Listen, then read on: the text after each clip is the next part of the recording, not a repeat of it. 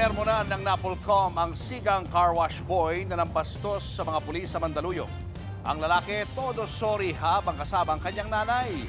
Nasa frontline ng balitang yan, si Ian Suyu, exclusive. Ano? Naninindak ka porket naka-uniform kayo? Ha? Viral sa social media ang video na ito ng komprontasyon sa pagitan ng mga pulis at ilang residente sa kahabaan ng Barangka Drive sa Mandaluyong. Nag-ugat yan nang sitahin ng mga nooy nagpapatrolyang pulis ang pagve-vape ng mga lalaki sa tapat ng isang car wash. Ha?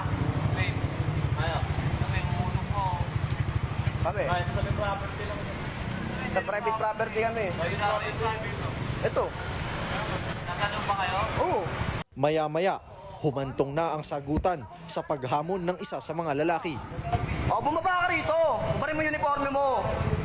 Sa huli, umalis din ng mga pulis. Sa isa pang video na nakalap ng National Police Commission o NAPOLCOM, kapansin-pansing walang mga suot na pang-itaas ang mga car wash boy na nakaalitan ng mga pulis. Labag yan sa Safer Cities Initiative ng DILG.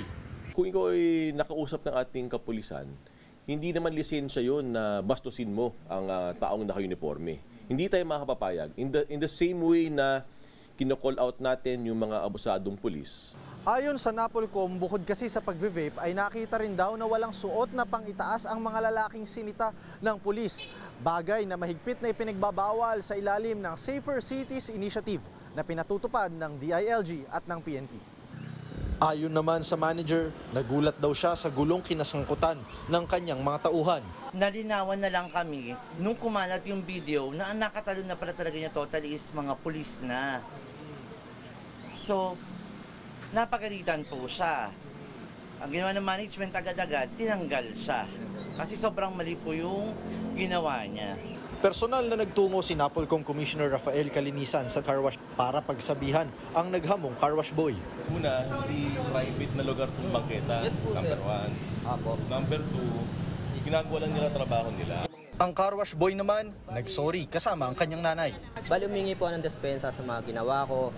Kung ano po yung nasabi ko noon is pasensya na po. Ayun lang, sir. Nanindigan naman ang mga pulis na ginagawa lamang nila ang kanilang tungkulin.